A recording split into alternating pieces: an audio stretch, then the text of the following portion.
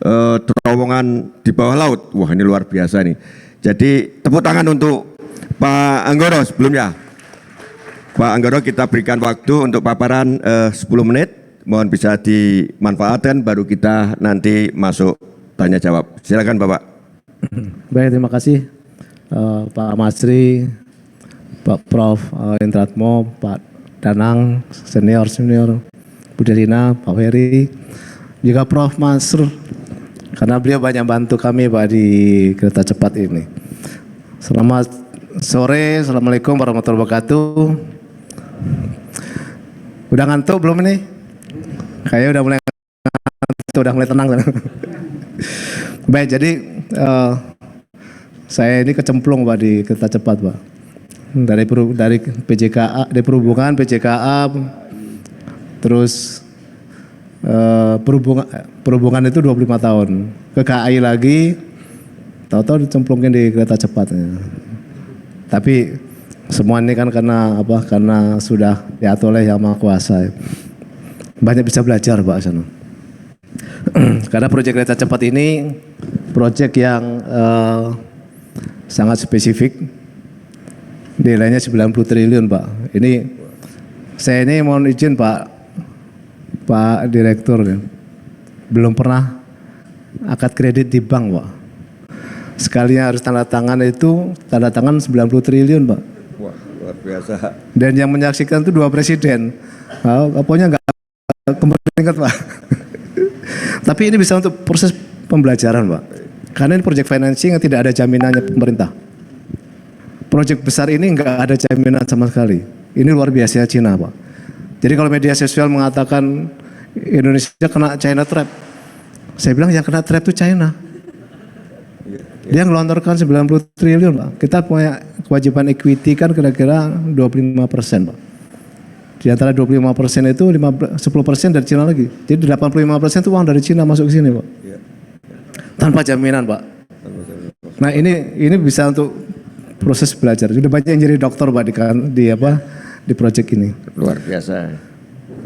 Baik, lanjut saja. Jadi ini kembali Pak, digitalisasi Pak. Cina datang ke Indonesia 2015 itu sudah membawa FS. FS-nya itu sudah lengkap Pak. Jadi mereka itu menyiapkan di sana itu sudah semua sudah pengendalian jarak jauh Pak. Semua sudah digital. Datang ke sini sudah ada konsep FS-nya, konsep basic desainnya seperti ini. Topografi tanahnya jelas. Peta yang tadi sampaikan Prof. Masur tadi juga jelas. Kemudian tinggal harga tanah. Jadi mereka melakukan proof of concept di lapangan. Tapi secara makro project besar itu sudah dibawa dari China. Itu menghemat 6 bulan, Pak. Mohon maaf, saya 25 tahun menghandle proyek-proyek Jepang, Pak.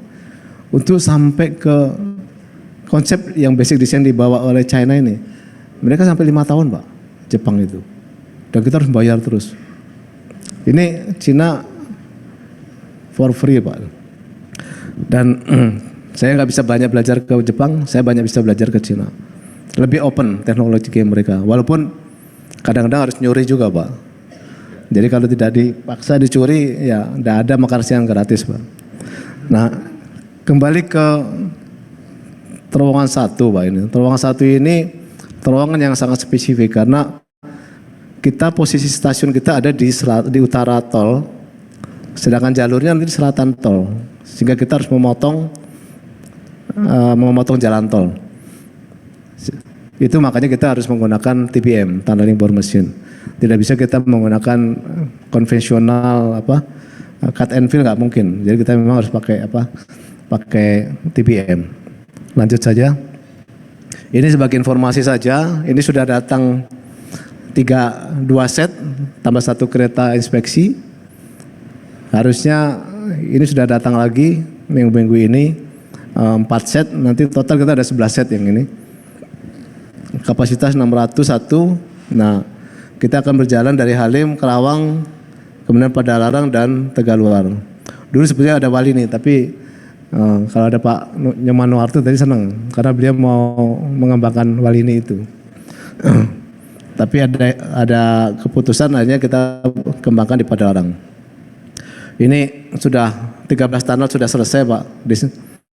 Satu tunnel di Halim, kemudian di Purwakarta ini paling banyak tunnel sampai ke Bandung.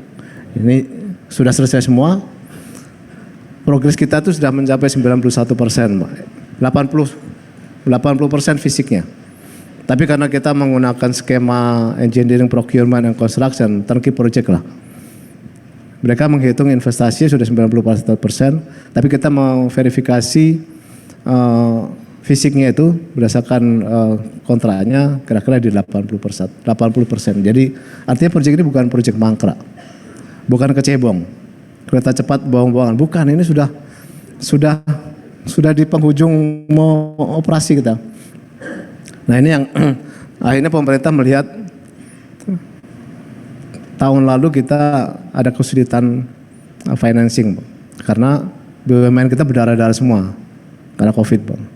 Sedangkan progres sudah 70%, kan nggak mungkin ini mangkrakkan, Pak. Karena kalau kita tidak store equity, kita default, Pak. Nah daripada default, pemerintah menyuntikkan APBN-nya melalui KAI, artinya bukan ke KCIC.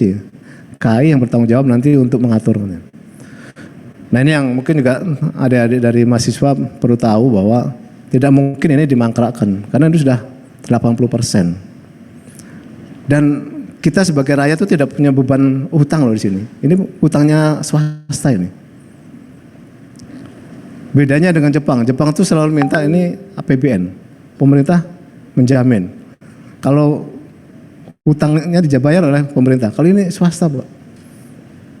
Jadi orang mengatakan ini kita kena trap. Enggak, karena swasta. Kalau kita nggak bisa bayar, silakan angkut ke Cina. Kasarnya begitu, Pak. Tapi kita juga harus fight untuk bisa recovery lah, bisa menyelesaikan payback untuk loan-nya itu. Kita lanjut saja. Ini gambaran stasiunnya sudah 70% rata-rata, kecuali pada Larang karena baru mulai. Lanjut. Ini kita juga menjalankan ini sudah dapat izin dari Pak Basuki, Menteri PU. Ini juga dibantu oleh Prof. Masur dan teman-teman. Dan ini ya kita pesan Presiden satu, Pak. Jangan kereta cepat ini melanggar peraturan. Harus memenuhi semua perizinannya. Pak Menteri Perhubungan menyampaikan apresiasi karena ini proyek swasta yang di-handle beliau, perizinannya paling lengkap dibanding proyek-proyeknya beliau yang APBN. Jadi ini beliau menyampaikan apresiasi untuk kereta cepat. Lanjut. Nah ini gambaran saja tadi sampaikan ada tol. Mau tidak mau kita berada stasiunnya ada di utara, trek kita berada di selatan sehingga kita harus memotong tol ini dengan kondisi obstacle yang sudah demikian rumit. Ada overpass di Jatiwaringin, di mana kita harus masuk di sela-sela pilar, di sela-sela bor pile. Nah ini pentingnya konsep digitalisasi, Pak. Karena kalau di dalam terowongan kan nggak mungkin kita bisa ngukur pakai waterpass lagi, Pak. Jadi memang semua harus by satelit. Kita dikontrol dari satelit, Pak, untuk koordinat kita semua, Pak, sehingga kita bisa menyelesaikan ini. Ya alhamdulillah nggak ada problem, Pak. Panjangnya 1,885 yang murni di bawah tol itu kurang lebih 1.400 meter. Dan ini untuk mendapatkan perizinan dari Pak Menteri PU, dari KKJTJ itu perjuangan, Pak. Karena apa? Dari Jasa Marga mensyaratkan ada pemasangan titik control point, Pak, untuk memonitor bila terjadi subsidence, terjadi settlement lah. Tapi untuk memasang itu, Pak, ditetapkan ada 52 titik. Satu titik itu mungkin ada 8 titik control point yang harus dipasang di setiap potongan itu. Kalau kita hitung-hitung waktu untuk memasang itu kurang lebih mungkin ada 6 bulan untuk izin saja, Pak. Izin dan pemasangannya, mohon maaf.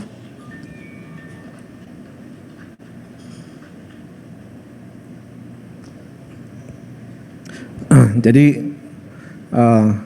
mohon maaf kita agak nakal waktu itu.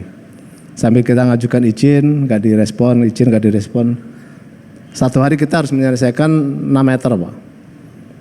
Kalau 6 bulan itu kurang lebih sudah harus selesai, kan berarti 360 meter.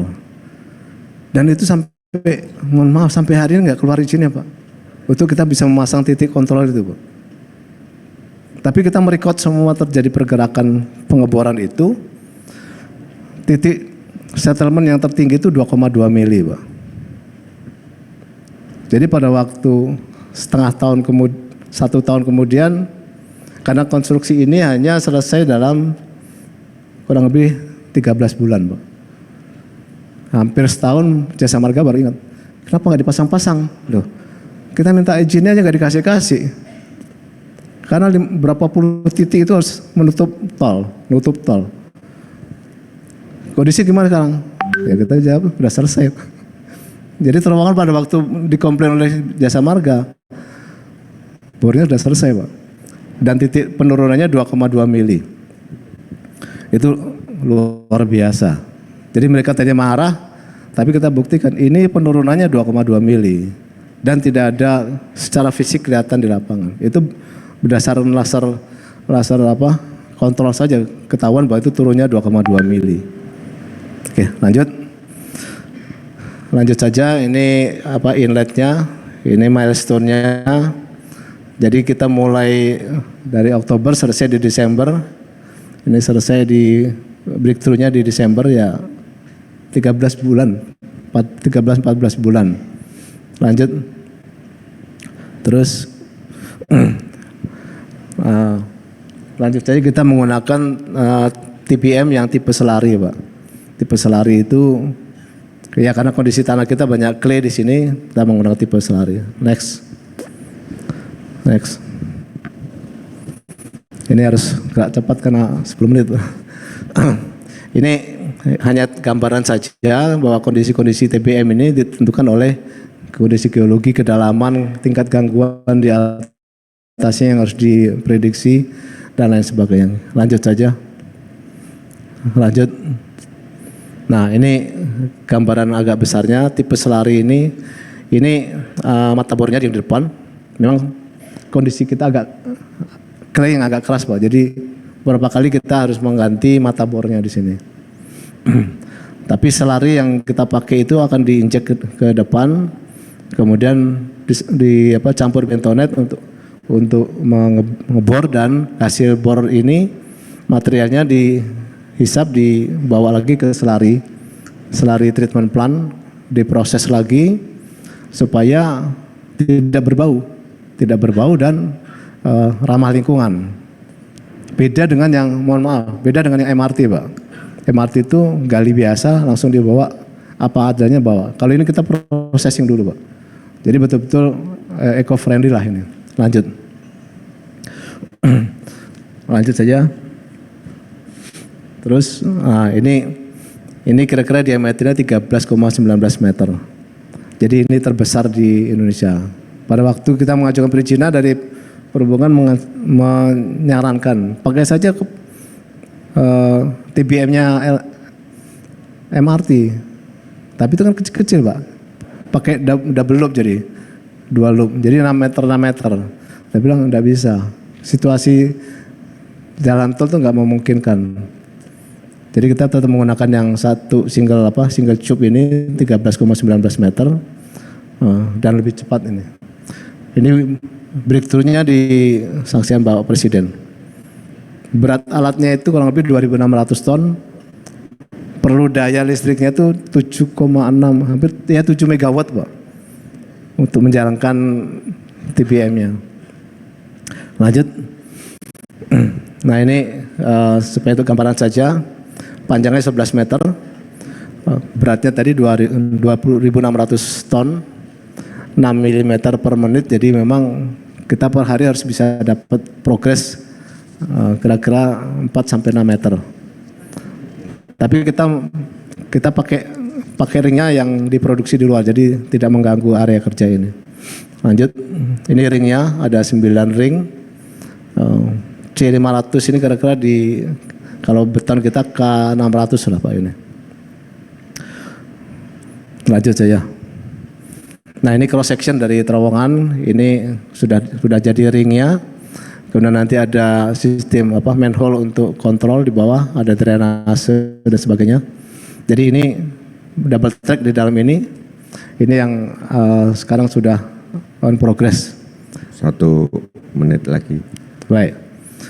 Ini skip aja, ini factory acceptance test. Jadi alat-alat yang diproduksi ini di pabrik, karena COVID kita nggak bisa ke sana, ya kita minta ada perwakilan dari pihak Cina yang akan kontrol. Lanjut saja. Lanjut.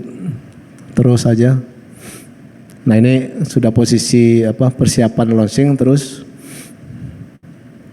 Nah ini yang slurry treatment plant ini yang sangat khusus Pak, karena ya cukup mahal, tapi ini persyaratan dari AMDAL Pak.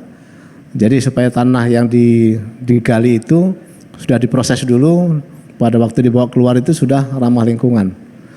Tidak ada deposit, tidak ada dampak-dampak lain. Lanjut. Terus ini gambaran aja selama proses. Untuk ringnya diproduksi di luar, dibawa ke lokasi. Terus saya. Terus lanjut. Nah ini kedalamannya di bawah tol itu 26 meter. Gradiennya untuk yang inletnya itu kurang lebih di 21 per mil, yang outletnya di 30 per mil. Tapi ini tidak, kalau penumpang naik kereta nggak begitu kerasa nanti. Lanjut saja. Ini alat-alat kontrol yang dipakai laser untuk mengecek presisi. Alhamdulillah ini masih sesuai dengan desainnya, tidak ada deviasi.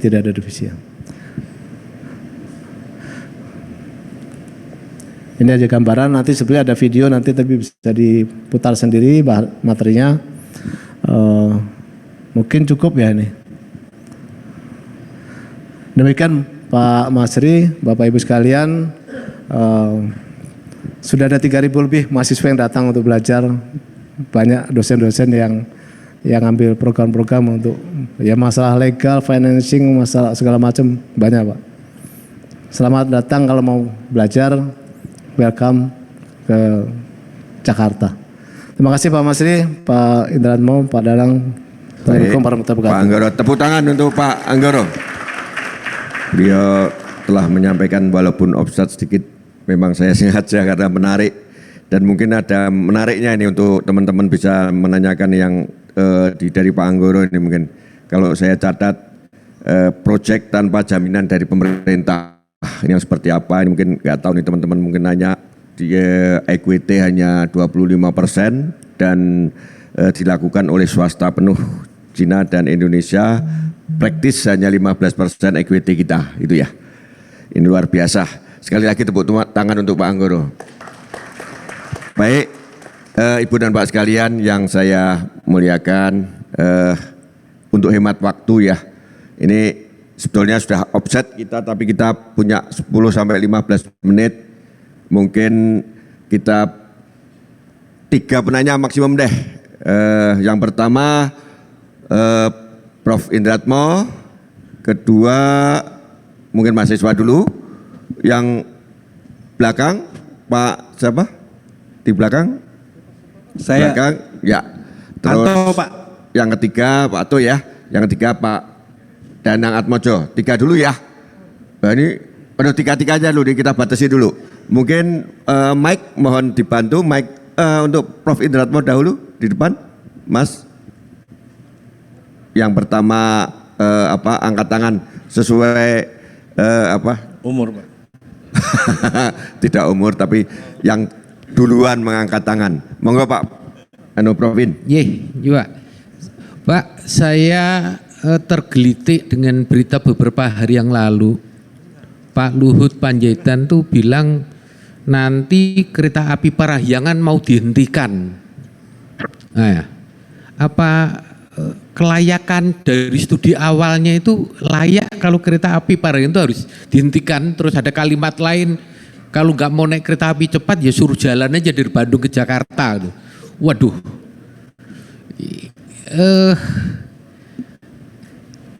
rasanya di ITB pernah ada kajian tarif Pak, gitu ya. Nah ini pengetahuan sampai sekarang ini studi kelayakannya itu return itu akan return enggak itu, dan berapa tahun ya, terus kira-kira skenario tarifnya seperti apa, dan tadi yang pertama itu guyon atau akan serius itu. Terima kasih Pak. Baik, Prof. Indra, mungkin sekalian aja ya, sekalian menanyakan nanti biar menjawabnya mudah. Syukur-syukur ditujukan kepada siapa tepatnya itu alangkah lebih baiknya. Yang kedua, yang di belakang nama dari Terima mana? kasih Pak. Saya dengan Anto Suparmanto, saya dari PT Cipta Mortar Utama Pak, produsen mortar instan. Pertanyaan saya ke Pak Ferry tadi. Pak Ferry, terima kasih sudah ada teknologi PPVC tadi, prefabricated, prefinish, volumeter construction. Itu memang mempercepat untuk proses pembuatan rumah pekerja, betul. Pertanyaan saya adalah Pak, di sana kan juga nanti akan dibangun rumah-rumah yang lebih permanen ya Pak. Apakah juga masih memungkinkan produk PPVC atau metode, bukan produk, metode PPVC itu digunakan di sana? Itu pertanyaan pertama. Kenapa begitu? Karena kami salah satu manufacturer yang peduli dengan IKN ini, kami mencoba mempelajari apakah kami bisa ikut berkontribusi di sana baik melalui investasi ataupun melalui supply untuk produk mortar instannya Pak. Ini berkaitan dengan pekerjaan pembangunan rumah untuk PNS Pak ya, rumah PNS dan sebagainya di sana. Terima kasih Pak Ferry. Baik, terima kasih pertanyaan untuk Pak Ferry. Ini pertanyaannya pertama kayaknya ke Pak Anggoro, kedua ke Pak Ferry. Mudah-mudahan yang berikutnya pertanyaan untuk Bu Deliana atau Pak Masyur Esam nih. Yang ketiga, Pak mahasiswa ada? Mau Pak Danang dulu, mahasiswa silakan. Ini privilege untuk mahasiswa. Pak Wadir Tiga Matunun. Silakan Pak, nama, kalau dosen prodi apa? Silakan Mbak. Terima kasih atas kesempatannya Pak. Perkenalkan nama saya Nuha Nafisa dari program studi TKJJ Angkatan 20. Izin bertanya kepada Ibu Deliana. Oke, bagus. Tadi disampaikan pada rancangan untuk Istana Wakil Presiden akan ditambah jenis tanaman, diantaranya ada tanaman adat untuk menambah biodiversitas dari lingkungan sekitarnya. Mungkin ada manfaat lain selain menambahkan tanaman adat itu untuk apa, dan apakah ada dampaknya karena Istana Wakil Presiden ini kan ada lokasinya di hutan homogen. Mungkin seperti itu, terima kasih. Baik, terima kasih. Ini pertanyaan yang ketiga. Mungkin saya satu lagi privilege, tapi karena ini narasumbernya 4, sudah ada 3 penanya. Satu untuk pertanyaan untuk Pak Masyur Esam. Siapa yang mau nanya ke Pak Masyur Esam? Saya beri waktu. Pak Danang. Nah pas, ini alhamdulillah 4 narasumber. Adik-adik mahasiswa nggak ada yang mau tanya Pak Masyur? Kalau ada prioritas buat Anda. Kalau enggak, oke. Prof Masyur, selamat sore. Yang Sonten. Sudah Pak Komandan. Sama Solotigo ini. Siap Mas, sehat ya Prof. Prof Masyur, saya tuh kalau ketemu Prof Masyur tuh tambah takut. Karena tiap tahun mengeluarkan buku baru mengenai gempa yang tiap tahun lebih mengerikan. Nah pertanyaan kami Prof, itu bangunan-bangunan lama yang dibangun sebelum buku terakhir Prof Masyur ini, itu diperkuat atau cukup didoakan Pak? Makasih. Baik, ini sudah ada 4 penanya kepada 4 narasumber. Waktu kita berikan narasumber untuk bisa menjawab, mulai dari Pak Anggoro, Pak Ferry, Bu Deliana, dan Pak Masyur Esam. Silakan Pak Anggoro. Baik, terima kasih Prof. Indratmo. Hasil studi kelayakan pertama 2015 itu kita angka demand forecast-nya 60.000 penumpang per hari, Pak. Tapi dengan kondisi COVID kemarin, semua ekonomi terpuruk, BUMN terpuruk semua, sehingga kita lakukan review terhadap FS. Itu demand forecast kita itu hanya mencapai angka 29-31.000 per hari, Pak. Tentunya beda, Pak. 60.000 dengan 29.000 kan beda jauh, Pak. Sehingga skenario tarif pun kita harus lakukan adjustment. Tarif kita di topnya itu di 350.000. Yang paling bawah itu di 150.000. Nah, ini yang oleh Pak Menhub saja saya ditegur. Ngomong kosong. Sorry ya, ini bicara karena beliau kan dekat, jadi ngamuk ya ngamuk, maki-maki. Nggak mungkin. Ya kan yang buat kajiannya kan Polar UI, bukan saya. Ya faktanya begitu. Udah, tarifnya tentukan aja. Harus ada tarif promo di tahun pertama atau tahun kedua itu. Pokoknya 150 maksimal 250.000. Kalau perlu nanti Argo Parahyangan itu secara bertahap kita hentikan. Secara bertahap, Pak.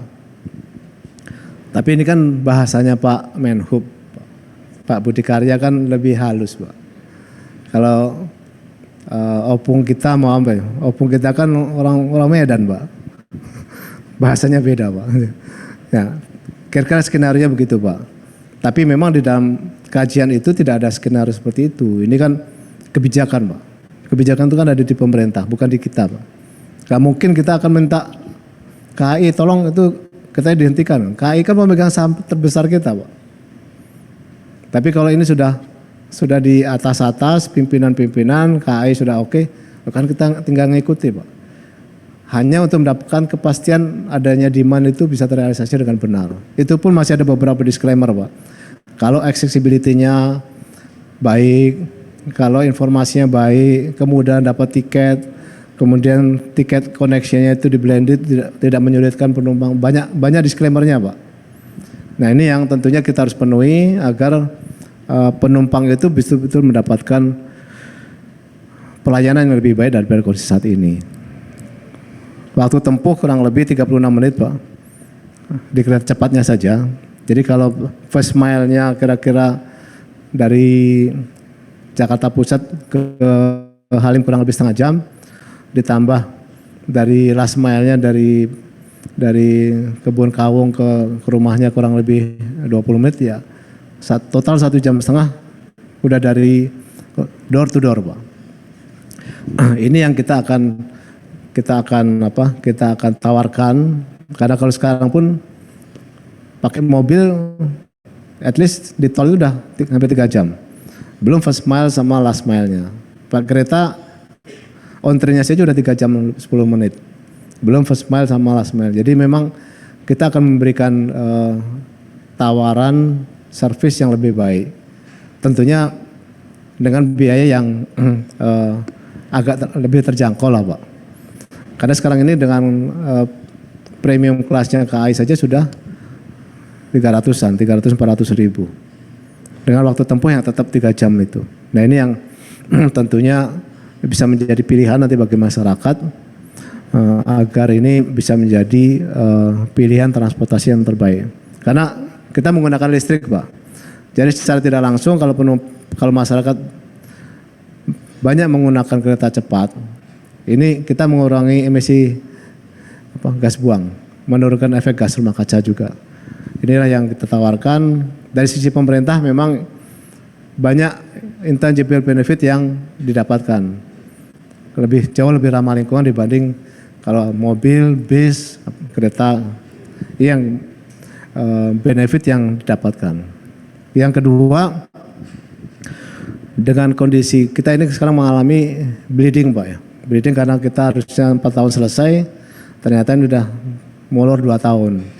Kenapa? Karena COVID saja kita setahun lebih nggak bisa kerja, Pak. Nggak bisa kerja, kondisi ekonomi turun, kemudian banyak penugasan-penugasan Di Halim itu ada stasiun LRT. Kita diperintahkan membuat connection dan stasiun integrasinya di situ. Dari Menhub, Pak. Itu udah 350 miliar. Kalau menteri kan perintahkan masa kita mau nolak, Pak. Kemudian ada perpotongan tadi kan saya gambarkan. LRT itu di sebelah utara tol. Kita sebelah selatan tol. Ada terowongan yang harus memotong. Terjadi crossing struktur, Pak, di satu titik di kilometer 3.500. Kita minta tolong di hold dulu agar kita bisa mendesain struktur yang lebih optimal. Enggak mau, Pak. Oh, enggak bisa, LRT harus segera selesai. Saya bilang, Pak, ini kalau ini dibangun tetap dilanjutkan, terpaksa nanti dibongkar, yaitu risikonya KCIC. Ya, ini kita minta bantuan Pak Prof Mansur tadi. Prof, tolong didesainkan desain integrasinya. Dan kita harus mencabut bore file yang mungkin ada Prof Mel ketawa. Jadi kita harus mencabut ada 80 bore file, Pak. Dengan kita harus membebaskan tanah, harus membuat konstruksi portal beam yang mahal, itu hampir 300 miliar sendiri. Frekuensi komunikasi kita harus membayar. Clearingnya 1,3 T. Jadi ada beberapa hal yang menyebabkan cost of run. Akhirnya kita minta perpanjangan konsesi kepada perhubungan. Kita minta sampai 80 tahun. Sekarang ini 50 tahun.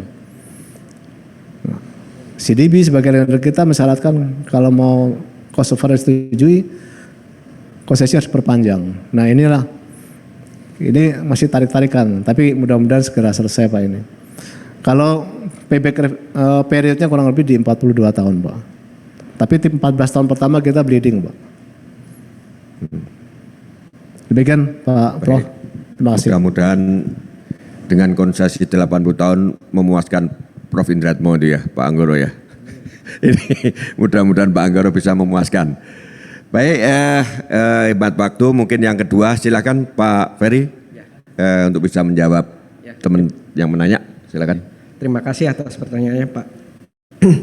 Jadi yang pertama perlu digarisbawahi bahwa sistem PVVC ini itu cocoknya untuk daerah yang gempanya kecil, Pak. Ya, jadi karena di IKN kan rata-rata tanahnya itu tanah sedang, maka untuk kategori risiko 2 yang untuk hunian, ya itu sistem strukturnya dapat seperti rangka baja pemikul momen biasa, ya, dan konsentrik biasa, ya, sehingga sambungan yang di PVVC ini dapat ditumpuan.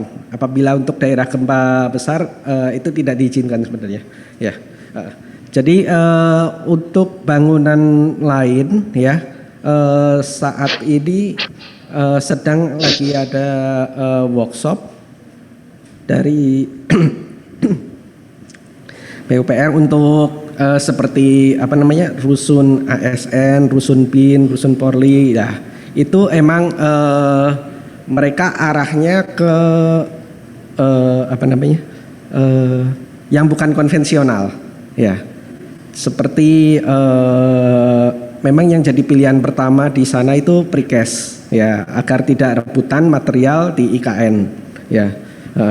Kita dengan Wika untuk rusun ASN pun mengusulkan dengan modular, Pak. Ya, itu tingginya 12 lantai. Ya, untuk yang kemarin di hunian ini 4 lantai. Ya, tapi untuk yang 12 lantai, modularnya itu akan dikombinasi dengan baja konvensional, ya SRMPMB juga. Ya, terutama untuk area core lift-nya, ya, karena tidak modul kan dia, dan koridor karena bentangnya pendek, ya. Jadi untuk bangunan lain selain hunian pekerja memungkinkan sih, Pak, ya, gitu. Baik, mudah-mudahan jawaban Pak Ferry juga memuaskan. Tadi juga luar biasa ada penghematan waktu dengan metode PPVC itu 60% ya. Ini luar biasa.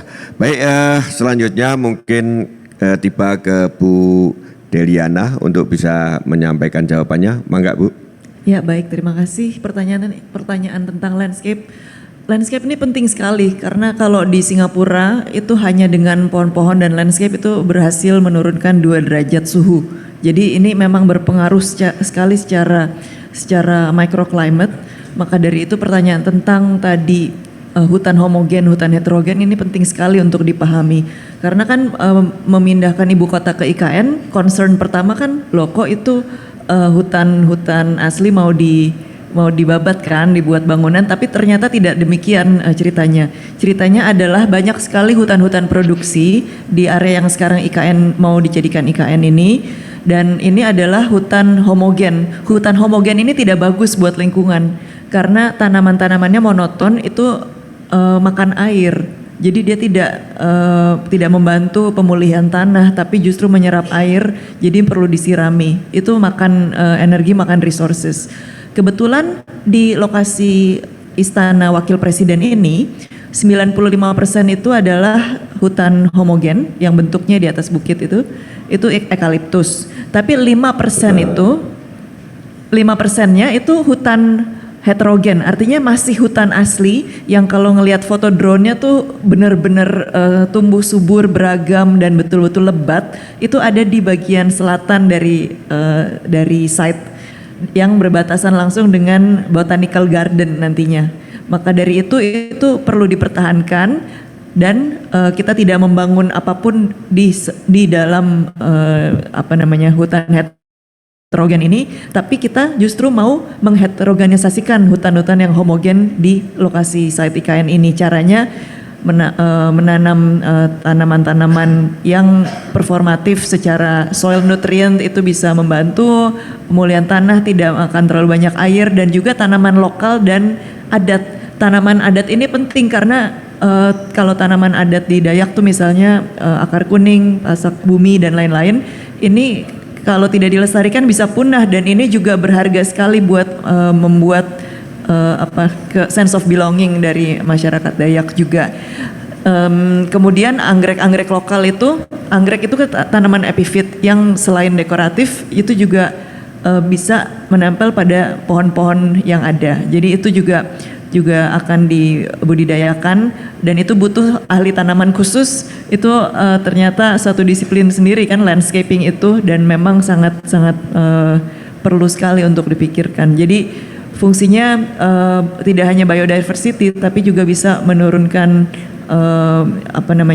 panas sampai 2 derajat, dan itu bagian dari konsep forest city juga oleh yang IKN, master plan IKN ini. Mungkin mudah-mudahan bisa menjawab sedikit pertanyaannya. Terima kasih. Baik, terima kasih Bu Deliana telah menjawab dengan baik, mudah-mudahan juga memuaskan. Yang terakhir mungkin Bapak Masyur Irsam, monggo bisa menjawab pertanyaan dari Pak Danang. Terima kasih Bapak Moderator. Terima kasih Pak Danang, ini beliau senior kami yang setiap pagi mengingatkan kami mengajak silaturahmi Pak. Mumpung di kesempatan ini kami sangat terima kasih Pak Danang ini. Sehubungan dengan pertanyaan beliau mengenai apakah didoakan saja rumah-rumah yang ada. Nah, mungkin mohon izin Pak, ini kami menyampaikan latar belakangnya. Pertama, kita sejak 2004 itu terkaget-kaget Pak setelah gempa Aceh dengan magnitudo 9,2. Ternyata Indonesia mengalami tsunami paling dahsyat dalam abad ini. Kemudian tahun 2018 kita juga terkaget-kaget, Palu mengalami likuifasi yang juga paling terdahsyat di dunia Pak. Jadi 2004 dan 2018 itu membuat kita banyak belajar mengenai hal-hal yang berhubungan dengan gempaan, termasuk sumber gempa. Nah, efeknya adalah kalau di dalam peta 2010 itu sesar di darat itu kami ada 81 sesar aktif. Sekarang 2017 peta gempa ada 295, hampir tiga setengah kalinya Pak. Salah satunya adalah sesar yang membentang dari Surabaya, Semarang, Cirebon, dan mendekati Jakarta. Waktu saya ketua tim peta saya belum berani menyentuh Jakarta Pak. Nah, Nah, ini sekarang sudah mulai isu, artinya memang terjadi kenaikan karena studi sudah mulai banyak Pak, lebih banyak. Bukan karena dari tidak ada menjadi ada, tapi dari tidak tahu menjadi tahu Pak. Yang kemudian kedua adalah persyaratan SNI. Persyaratan SNI itu semakin ketat. Kalau gedung tahun 2002 persyaratan periode ulang gempanya hanya 500 tahun. Sekarang mulai sejak 2012 dan SNI 2019 itu persyaratan gempanya 2.500 tahun. Jadi naik cukup besar. Jembatan pun sebelumnya dari 500 tahun menjadi 1.000 tahun. Nah, jadi ini persyaratan memang naik. Nah, bagaimana dengan bangunan existing? Kalau bangunan existing itu belum kita sentuh Pak. SNI yang kita kerjakan itu adalah untuk SNI gedung baru. SNI untuk bangunan existing ini baru selesai. Kami Pusgen sebetulnya yang menyiapkan, sudah selesai naskahnya, sudah dikirim ke BSN, tinggal menunggu keluar dari BSN. Kenapa demikian? Karena memang kita belum ada rule legal pasti mengenai bangunan existing. Karena kalau ini sudah kita aplikasikan, maka siapa nanti yang membayar gedung-gedung pemerintah yang jumlahnya jutaan kalau tidak masuk? Siapa yang membayar nanti gedung SD, gedung sekolah, kemudian rumah sakit dan lain-lain? Nah, ini memang PR besar Pak ke depan Pak. Kalau di Jepang itu ada asuransi, di mana asuransi ikut membayar, di kita belum. Jadi untuk bangunan existing standarnya sedang dipersiapkan Pak. Tetapi implementasinya bagaimana dengan gedung publik seperti misalkan kantor pemerintah, rumah sakit, sekolah, kemudian bagaimana dengan swasta dan lain, itu belum ada Pak. Kira-kira ada kami sampaikan Pak. Terima kasih atas kesempatannya. Baik, terima kasih atas jawaban dari Pak Masrur Irsam. Mudah-mudahan juga memuaskan Pak Danang. Dan sekali lagi saya mohon maaf kalau dari waktu ini offset hampir 15 menit, karena eman-eman kalau kita sudah datengin ahli jauh-jauh, kita press waktunya. Untuk itu kita tepuk tangan yang kencang untuk semua narasumber kita.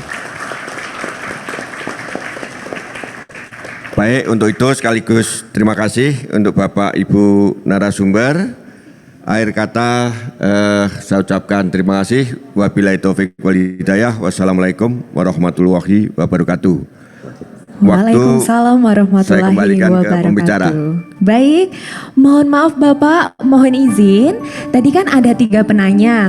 Mungkin dari Bapak Mas Rianto boleh memilih untuk 1 penanya terbaik, karena nanti akan mendapatkan hadiah dari Panitia Seminar Nasional dan pameran kedua metode dan teknologi bidang konstruksi. Monggo Bapak. Oh, sekarang ini dari 4 tadi. Wah, ini berat ini untuk saya. Yang nanya ini ada komandan saya. Pasti beliau terbaik. Tapi saya mohon izin Prof, karena ini satu-satunya mahasiswa yang